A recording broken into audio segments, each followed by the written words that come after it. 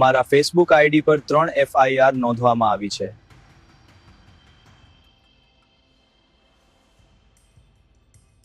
હું કાયદાનું સંપૂર્ણ માન રાખું છું અને પોલીસ સમક્ષ હાજર થવામાં સંપૂર્ણ રીતે તૈયાર છું, પરંતુ જે બિલ્ડરોએ ગરીબ લોકોને હેરાન કર્યા છે અને સરકારની તિજોરીને આર્થિક નુકસાન પહોંચાડ્યું છે, તેમના વિરુદ્ધ કડક કાર્યવાહી થવી અત્યંત જરૂરી છે।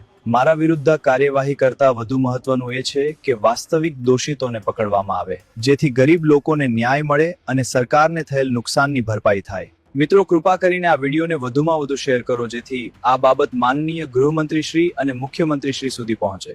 ગુજરાત રાજ્યના પૂર્વ કૃષિ મંત્રી તથા જામનગર ગ્રામ્યના ધારાસભ્ય રાઘવજીભાઈ પટેલ દ્વારા સોશિયલ મીડિયામાં તેમની બદનામી થાય એવા આર્ટિફિશિયલ ઇન્ટેલિજન્સ એટલે કે AI વિડીયો વહેતા કરનાર વિશાલ કણસાગરા નામના આઈડી વિરુદ્ધ કાયદાકીય કાર્યવાહી હાથ ધરવામાં આવી હતી।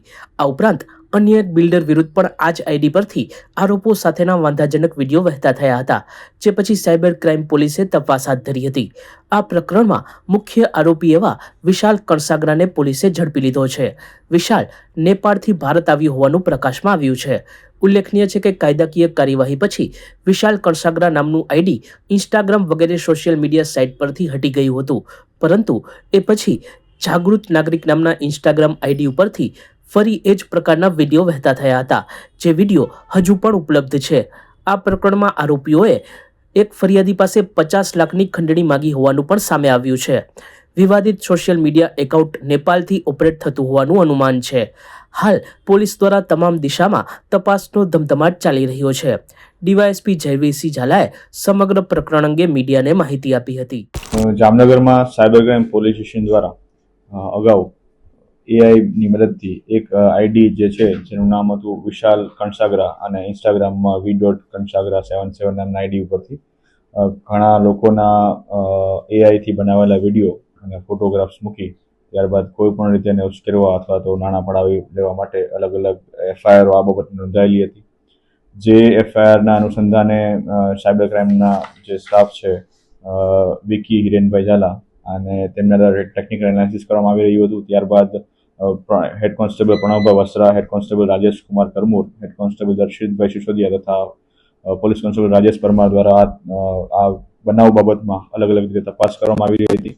જેના અનુસંધાને જે કુલ 4 આરોપીઓ છે એમની અત્યાર સુધીમાં ધરપકડ કરવામાં આવેલ છે, અરેસ્ટ કરવામાં આવેલા છે। જેમાં પહેલું નામ છે વિશાલ ઉર્ફે કાનુ, સન ઓફ હેમંતભાઈ ત્રિકમભાઈ કણસાગરા, એની અટક કરવામાં આવી છે। ત્યારબાદ પરસોત્તમભાઈ ઉર્ફે પસાભાઈ, સન ઓફ મહેન્દ્રભાઈ શામજીભાઈ પરમાર, ત્યારબાદ હેમંતભાઈ સન ઓફ ત્રિકમભાઈ હંસરાજભાઈ કણસાગરા અને રાજેન્દ્રસિંહ સન ઓફ ચંદ્રસિંહ લખુબા સોલંકી, આ તમામ આરોપીઓને પોલીસ દ્વારા સાયબર ક્રાઇમ પોલીસ સ્ટેશન દ્વારા અટક કરવામાં આવેલા છે અને અલગ અલગ ગુનાઓમાં એમને જે પોલીસ કસ્ટડીની રિમાન્ડ છે તે મેળવવામાં આવી રહી છે અને આગળની ઇન્વેસ્ટિગેશન જે ટેકનિકલ એનાલિસિસના આધારે જે ટેકનિકલ એનાલિસિસ છે એના આધારે કરવાનું હાલ ચાલુમાં છે। જે આમાં પ્રથમ જે આરોપી જે છે વિશાલ કણસાગરા, તેના વિરુદ્ધ અલગ અલગ પોલીસ સ્ટેશનમાં કુલ આશરે 10 થી 11 જેટલા ગુનાઓ નોંધાયેલા છે। જેમાં અગાઉ પણ એના વિરુદ્ધમાં IPC 406-420 મુજબના છેતરપિંડી વિશ્વાસઘાત બાબતના ગુનાઓ સામેલ છે। એટલે કે અગાઉ પણ એને આ પ્રકારની મોડસ ઓપરેન્ડીથી કામ કરવાની ટેવ છે। સાહેબ, એનું કારણ શું છે કે પૂર્વ કૃષિ મંત્રી છે રાઘવજીભાઈ, બિલ્ડર છે જનનભાઈ ફળદુ, તેનું સોશિયલ મીડિયા ઉપર વાયરલ કરવાનું કારણ તે મોટી બાબતની તપાસ હાલ ચાલુમાં છે। સર, આની પાછળ કોઈ સંડોવાયેલું હોય કે હજી કોઈ આરોપીના નામ ખુલે કે શું થશે? જી, હાલ આ લોકોની પોલીસ કસ્ટડીની રિમાન્ડ ચાલુ હોય તો તપાસ દરમિયાન એમના જે પણ ઇલેક્ટ્રોનિક ડિવાઇસીસ છે એમની પાસેથી જે મળી આવ્યા છે તેનું ડિટેલમાં એનાલિસિસ કરવામાં આવશે। ત્યારબાદ તેમની પૂછપરછ પણ કરવામાં આવશે, ઇન્ટરોગેશન કરવામાં આવશે, જે દરમિયાન આ બાબતના મોટિવ તેમજ અન્ય કોઈ આરોપીઓ આ સાથે સામેલ હતા કે કેમ તે બાબતની તપાસ કરવામાં આવશે।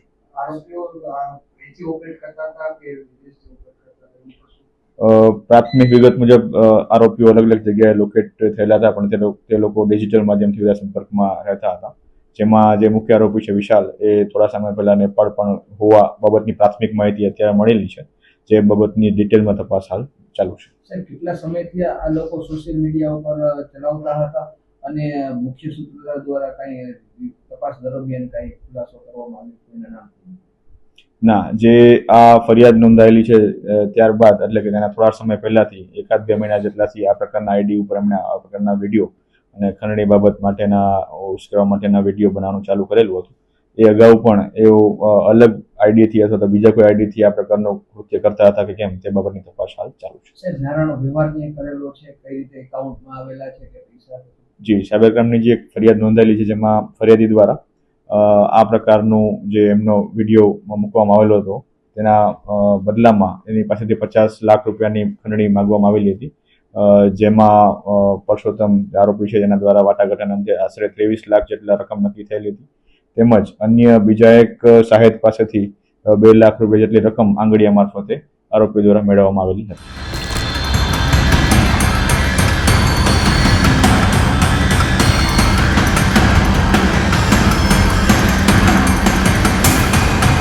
સચોટ સમાચારો સૌથી ઝડપી મેળવવા માટે અમારી ચેનલને સબસ્ક્રાઇબ કરો.